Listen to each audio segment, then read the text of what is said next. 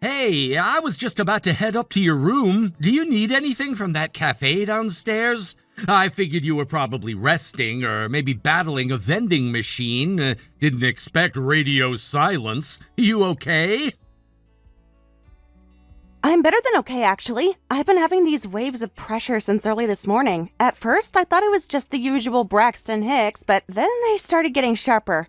I've been timing them for the last hour. They're about 5 minutes apart now. I told the nurse. They've got me hooked up to a monitor. It's happening, Theo. This baby is coming. Wait, seriously? Today? But we're still a week out. I mean, I know babies don't care about schedules, but wow, that's soon. Are you sure? Very sure. She's made it clear she's on her own timeline, which honestly feels like foreshadowing for the next 18 years. I'm nervous, yeah, but I've been waiting for this moment for months. I just want to meet her. I want to hold her and know she's real.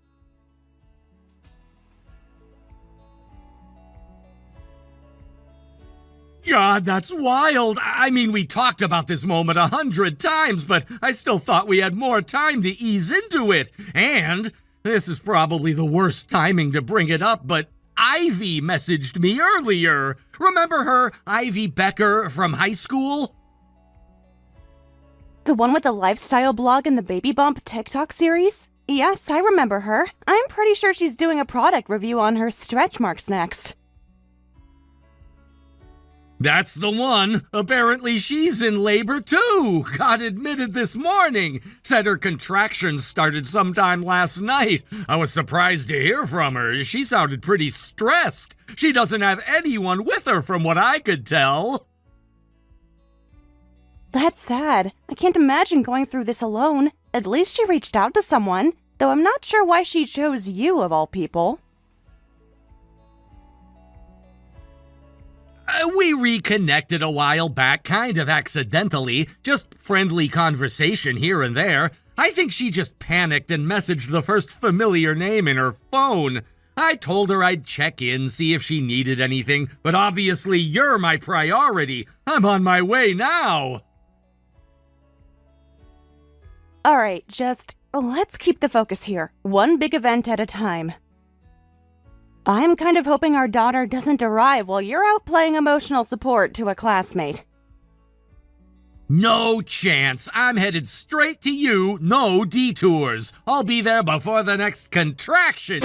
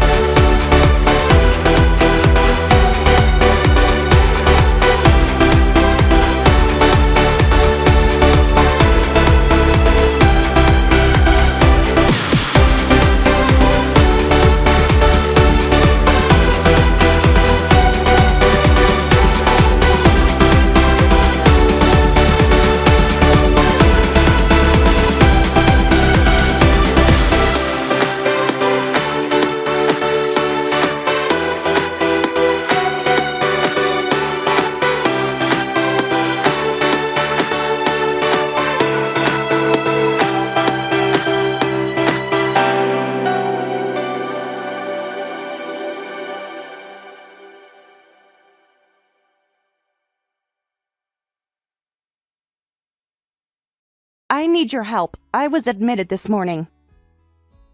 Contractions started getting closer around noon, and they say it's going to happen soon. I left the overnight bag at home, the black one in the front closet. Could you please bring it to the hospital?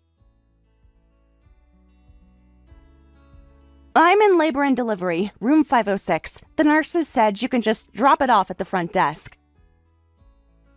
Of course, ma'am. I'll leave immediately. Would you like me to bring anything else besides the overnight bag? Honestly, I don't even know. Grab my toothbrush, my phone charger if it's still plugged in by the bed, and maybe something soft. Anything. Something I can hold on to. I didn't think I'd be doing this part by myself, and now it's just me, this room, and these damn monitors. I still can't believe he actually left. Mr. Theo left the hospital during labor. Yes, he walked out right as everything started ramping up. I was on the monitor. They were checking me, and the nurse turned around and said, "Your husband stepped out for a bit." I thought he went to grab a drink, but no, he got a text from Ivy. Apparently, she's in labor too. She told him she was scared and needed him, and that was all it took. He just left. And he hasn't returned? Not yet. He says he's on his way, that he's trying to make it in time, like he's catching a movie, not his daughter's birth.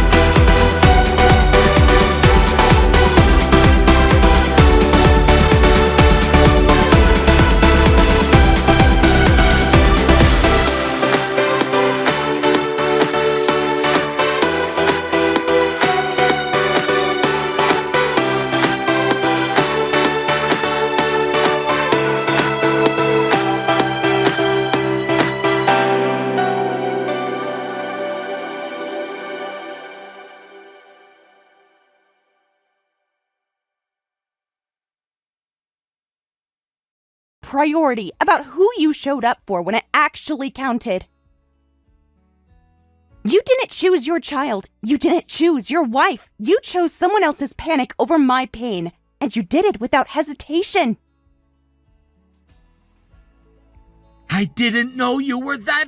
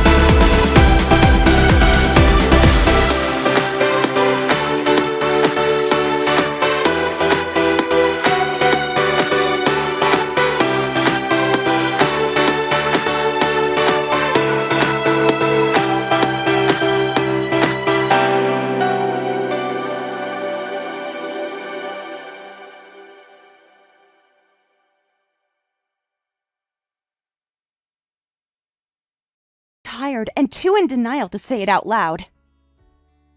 Would you like this discreetly compiled, or should I prepare something formal? Discreet for now. If what I suspect turns out to be true, we'll move to formal next. I'm not confronting him until I'm holding facts, not feelings. Understood. I'll begin tonight. I knew you would. You always do.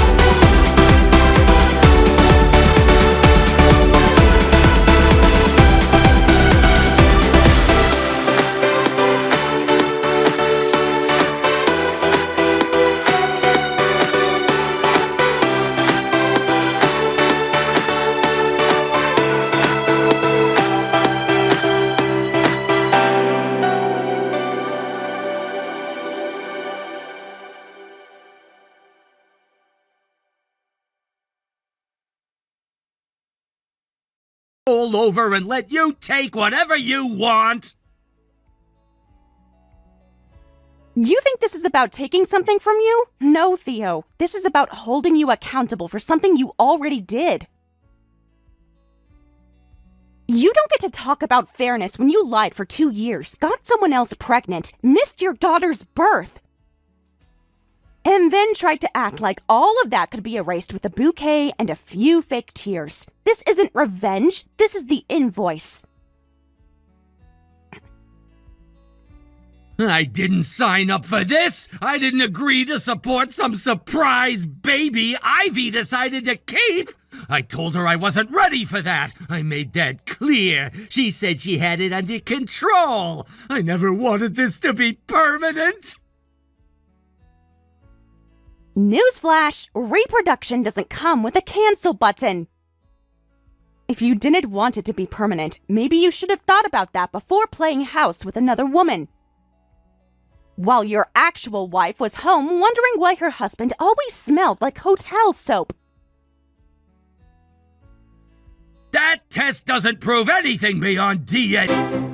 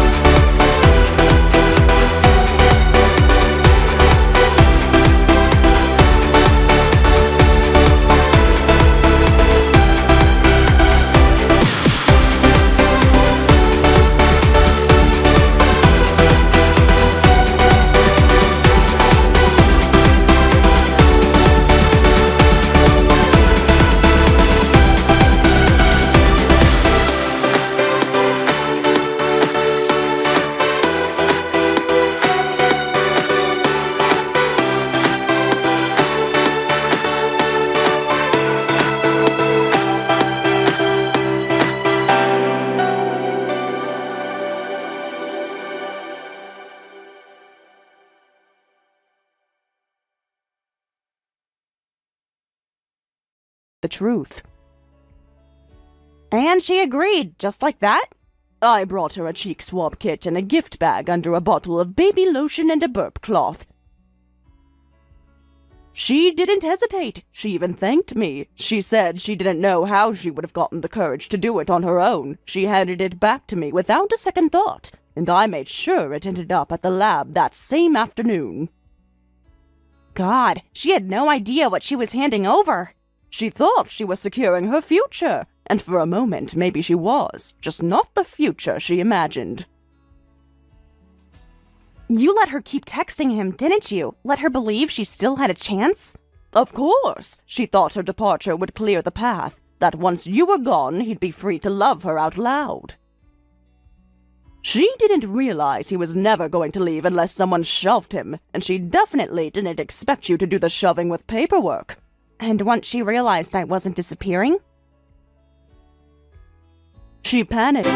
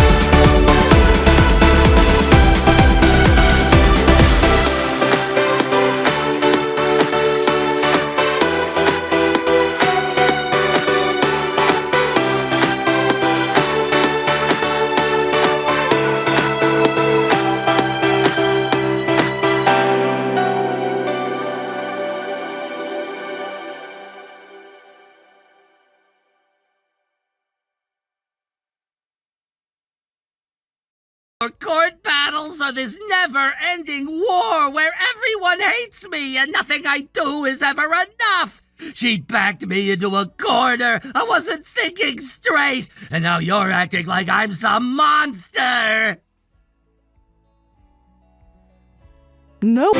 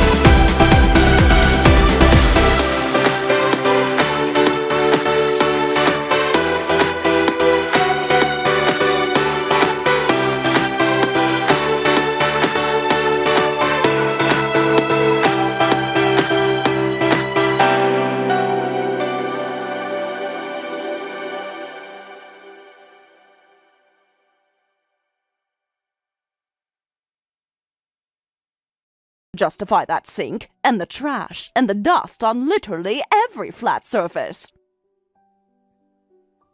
I've been trying to sleep, but I get maybe 2 hours before my back locks up and my hips start screaming again. If you can't manage a basic tidy-up now, I can't imagine this place once the baby actually arrives. I'm not choosing this, Judith. I'm doing everything I can just to stay upright, and all you do is criticize from the sidelines. You think that's going to get better when the baby's screaming at 3 a.m. and your husband's back at work? I know it's not going to be easy, but what you're doing right now, this isn't helping. It's just cruel. You need to wake up. This isn't just about you and your feelings. This baby is an extension of us, not your little passion project. Oh my god, so I'm just a vessel now? Nothing I feel matters because I'm just here to pop out your grandchild? If you want to talk selfish, let's start with the fact that you haven't even said if it's a boy yet. We decided not to find out. It didn't seem important. We just want a healthy child, not a gender reveal party for your ego. You have checked, right? No, Judith, it's not some prize to unwrap. I'm growing a human being, not auditioning for your approval.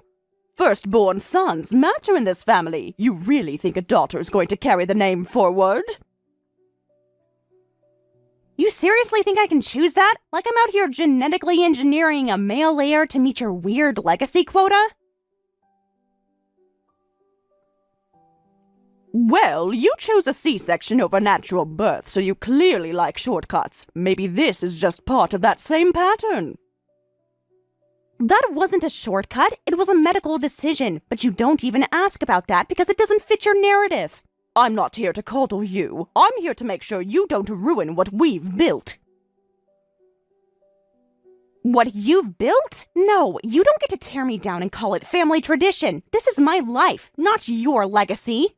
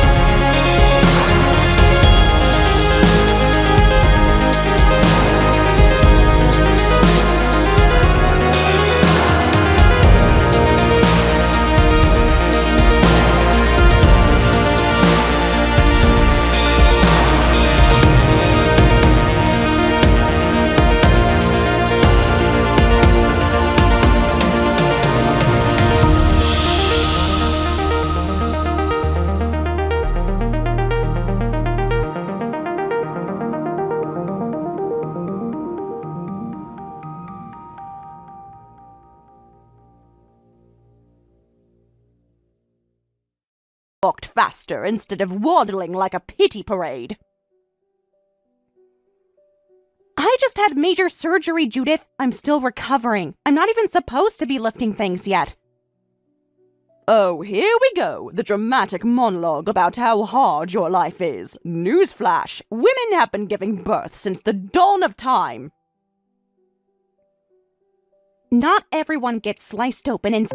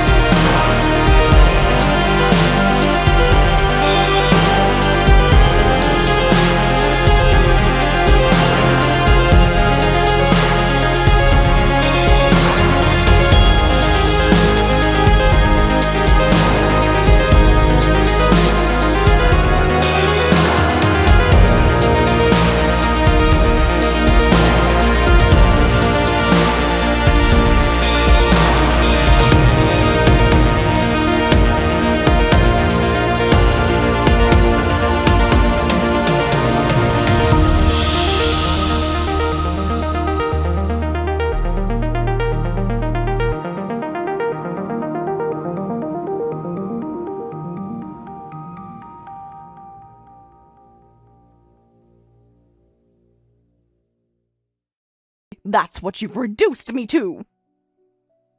So, what exactly did you expect to happen? Rose petals at your feet while you verbally dismantled the staff one by one? I expected respect. I expected common courtesy. I expected dignity, which apparently vanished the moment you decided to start living off the success of your filthy rich uncle. Oh, Judith, my uncle respects people who treat others like human beings. That's not about wealth or influence. That's just called not being horrible. Don't act so superior. You knew what you were doing, parading around in front of him with your soft voice and tragic little backstory. Poor Danica, so misunderstood. You practically held auditions for sympathy.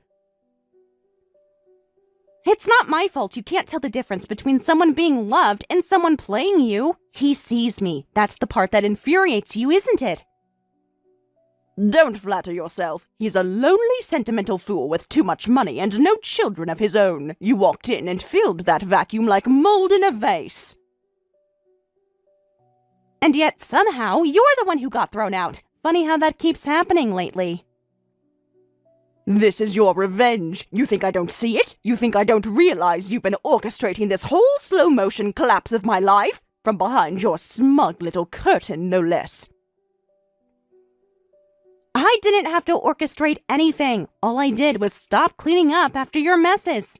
You think you're so clever, so composed, but I know who you really are. You're a bitter girl with a pretty face and no real power, and you're trying to dismantle a legacy that existed before your name even mattered. A legacy of intimidation, backhanded compliments, and pure entitlement. It's not much of a legacy, Judith. It's a haunted house with no foundation. You just never thought the lights would come on. You've made me a laughingstock. I was the woman people aspired to be. I hosted fundraisers, galas, chaired charities. Chaired them, Danica. And now I'm the one being whispered about in locker rooms. And whose fault is that? You didn't just burn bridges. You set them on fire and demanded applause for your confidence while doing it.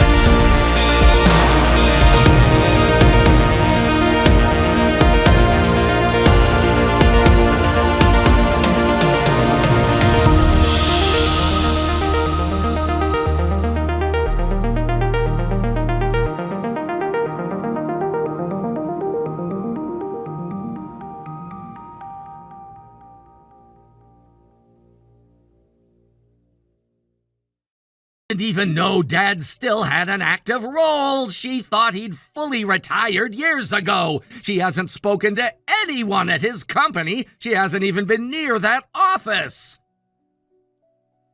Oh, come off it. You think I don't see what's happening? One by one, everything connected to this family is being picked off. The spa, the cafe, my standing in this town. And now your father's reputation. This isn't coincidence. This is sabotage. No, Mom, it's accountability. The kind that only catches up with people who've spent too long thinking it never would. He wasn't targeted, he was careless, and he thought the name on the door gave him immunity. But it turns out rules still apply, even to him. Spare me the speech. You think because you married some little martyr with a tragic backstory that you're suddenly wise? You sound like a man who's forgotten where he came from. No, I remember exactly where I came from. I just stopped confusing that with where I have to stay. This is her. I know it. She slithered into your life, and ever since then, it's been loss after loss. Do you think I don't know the game she's playing? If Danica's playing a game, it's one where she wins.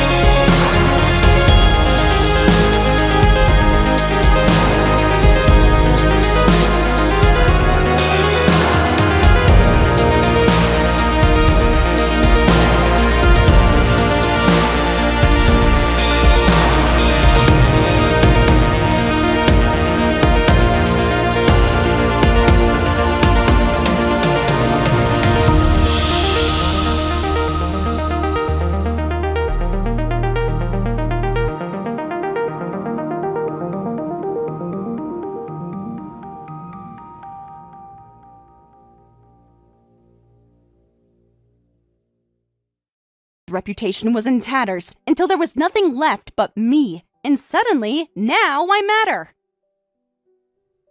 That's not fair! No, it's not, but it's accurate. You really think I cut off my own mother just to win points with you? I think you didn't cut her off until it looked like I might actually leave. And you knew you couldn't keep both of us anymore. You want to talk about timing? Fine! You could have said something months ago instead of pulling away like I didn't exist! I did say something, repeatedly, in every way I knew how to say it. You just refused to listen unless it cost you something, and now, here we are. So what? You've made up your mind? That's it? Yes. Elliot, I want a divorce. Just like that. Not just like that, like this, after everything. After the years of being second in our own house, after being dismissed, gaslit, ignored. After carrying a child with no real support except my own spine, after watching you orbit your mother like the sun rose from her eyes, and now, after uncovering something I didn't even want to know. What are you talking about? Your father's records, the ones I helped my uncle sort through. There were patterns, hotel overlaps, travel receipts that didn't make sense. One name came up more than once. It didn't match the meeting logs, but it matched a LinkedIn profile. She works in your office. Danica! Don't lie. You're not good at it. I wasn't even looking for it. I didn't want that to be true. But it was right there, printed in spreadsheet cells and timestamps, and it made everything else, the distance, the deflection, the guilt masked as generosity, finally make sense. It didn't mean anything! I wasn't in love with her! It was stupid! It was short! It happened during that time when things were spinning out! I thought you hated me, and I didn't know how to fix it, so I just ran! I never hated you. I begged for you. I begged you to see me, to stand up for me, to show me I...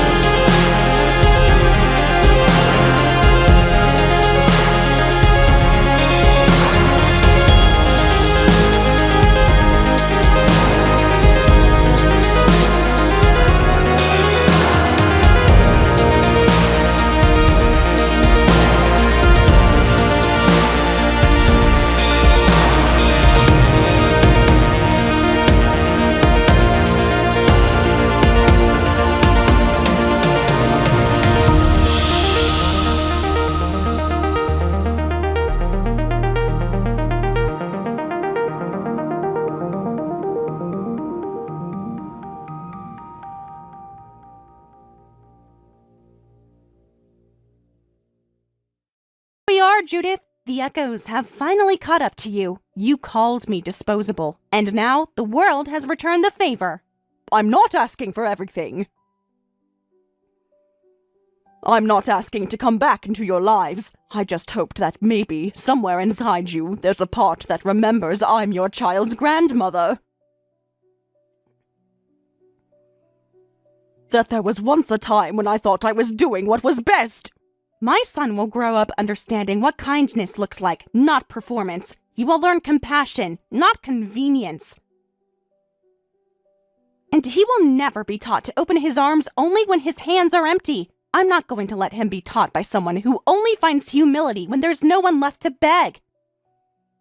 So no, Judith, not today.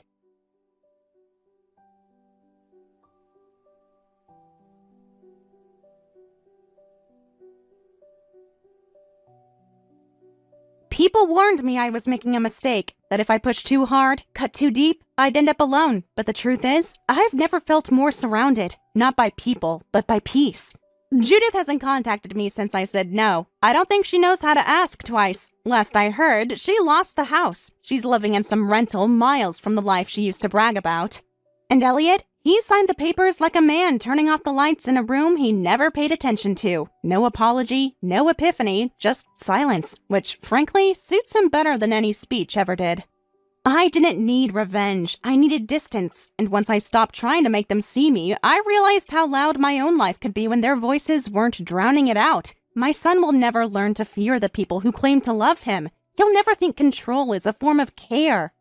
He'll know softness as strength and boundaries as love. That's the legacy I'm building now. Not bitterness, not blame, just freedom. People like Judith lose because they believe their power is permanent. But the truth is, the moment someone stops fearing you, you have nothing left. She thought she could break me. Instead, she cleared the path for everything better. And I'm walking it, head high, every single day.